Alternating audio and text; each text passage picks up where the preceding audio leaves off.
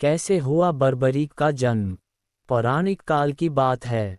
एक बार मुरा नामक असुर ने स्वर्ग पर हमला कर दिया। वह देवताओं के साथ कई दिनों से युद्ध कर रहा था मगर उसे कोई भी देवता हरा नहीं पा रहा था। तब श्री कृष्ण उससे युद्ध करने के लिए रणभूमि में जाते हैं और उसका वध कर देते हैं। मुरा का वध करने के कारण ही उनका नाम मुरारी पड़ जाता है।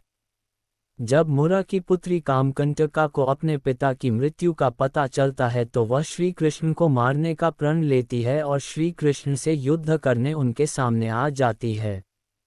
कामकंटका श्री कृष्ण और बलराम से युद्ध शुरू कर देती है। कामकंटका बलराम पर वार कर उन्हें अचेत कर देती है, परंतु जब वह श्री कृष्ण पर हमला करती है तो उसका कोई भी अस्त्र श्री कृष्ण को हानि नहीं पहुंचा पाता।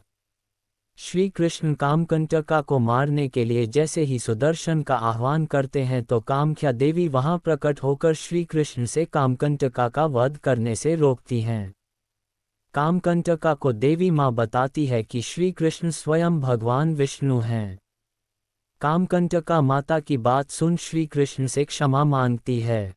श्री कृष्ण उसे माफ कर देते हैं और उसे वरदान देते हैं कि तुम ऐसे पुत्र को जन्म दोगी जो भविष्य में अजेय होगा और महान तपस्वी के साथ महान योद्धा भी होगा और जो धर्म और महान शक्ति का संगम होगा। श्री कृष्ण कामकंटका को एक अजेय पुत्र प्राप्ति का वरदान देते हैं।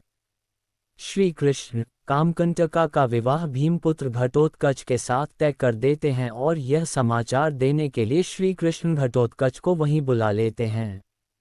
श्री कृष्ण हिडिंबा की तपस्या स्थली पर जाते हैं और उसे बताते हैं कि मैंने घटोत्कच का विवाह कामकंटका के साथ तय कर दिया है। कामकंटका और घटोत्कच के पुत्र बर्बरीक को तुम्हें शिक्षा और दीक्षा भी देनी है। घटोत्कच का विवाह कामकंटका के साथ इंद्रप्रस्थ में कर दिया जाता है। कुछ समय बाद कामकंटका ने एक सुंदर बालक को जन्म दिया। हिडिंबा उस बालक बर्बरीक को धार्मिक ज्ञान और कथाएं सुनते हुए उसे धर्मात्मा बनाने की प्रक्रिया शुरू कर देती है। बर्बरीक धीरे धीरे बड़ा होता जाता है। बर्बरीक श्री कृष्ण द्वारा मुक्ति पाने के लिए घोर तपस्या करता है और अस्त्र शस्त्र पाने के लिए माँ दुर्गा की आराधना करता है। माँ गौरी ने उससे प्रसन्न होकर उसे अपने 9 रूपों के दर्शन दिए और उसे वरदान में तीनों लोकों का सबसे अधिक बलशाली योद्धा बना दिया और उसे वहीं पर सिद्धमाता की तपस्या करने के लिए कहा। उसके बाद सिद्धमाता से उसने दिव्य अस्त्र प्राप्त किया।